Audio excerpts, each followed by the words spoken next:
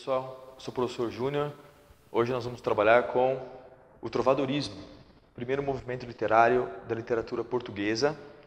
É essencial que a gente estude a literatura portuguesa, pois, como vocês já sabem, nós temos toda a influência da cultura portuguesa na nossa cultura brasileira. Então, os nossos costumes, inclusive, toda a parte literária, ela depende sim da influência que veio da Europa para a gente. Então, o trovadorismo é esse primeiro movimento literário português, de acordo com a história, a separação de Portugal. Então, por volta ali do século XII, é que houve essa manifestação. A primeira coisa que a gente tem que saber sobre o trovadorismo é a origem do nome, que obviamente vem da palavra trovador. Trovador tem o significado, aquele que busca, e foi esse o nome utilizado para os nossos primeiros poetas, artistas da língua. E vocês devem estar se perguntando no século XII como funcionaria essa comunicação, já que grande parte da população não era alfabetizada. Então, como que isso funcionava então? Veja bem, a literatura teve um início muito próximo com a música. Portanto, as primeiras manifestações literárias chamam-se cantigas, certo? Por que cantigas? Porque esses textos eram escritos por pouquíssimos cidadãos que sabiam, que eram alfabetizados, que geralmente eram da nobreza.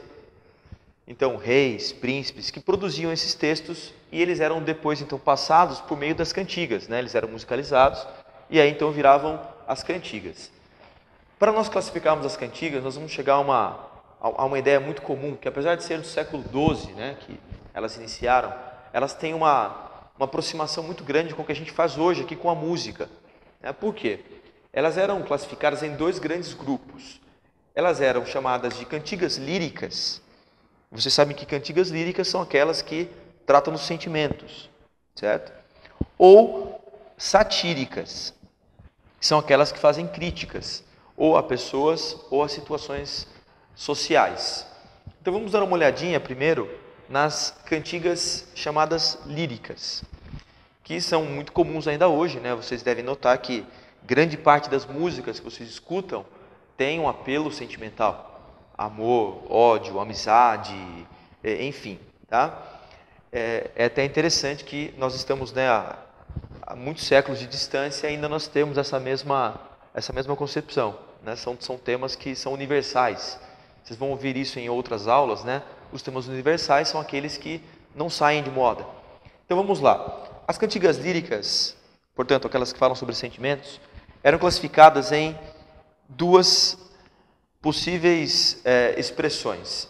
As cantigas de amor, como são chamadas, e são as mais famosas dessa época, elas têm as seguintes características.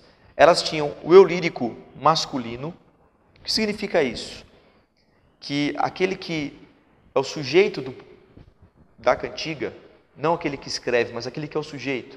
Você sabe que o poeta, o artista, ele inventa muitas vezes, então o nome que está ali, a assinatura que está ali, não é correspondente ao sentimento que está sendo passado durante o texto. Aqui o eu lírico era masculino e o ambiente era palaciano, ou seja, eram os nobres. E vocês sabem que com as regras que eram muito rígidas nessa sociedade, nessa nobreza, enfim, o amor acabava sendo algo platônico. Como assim?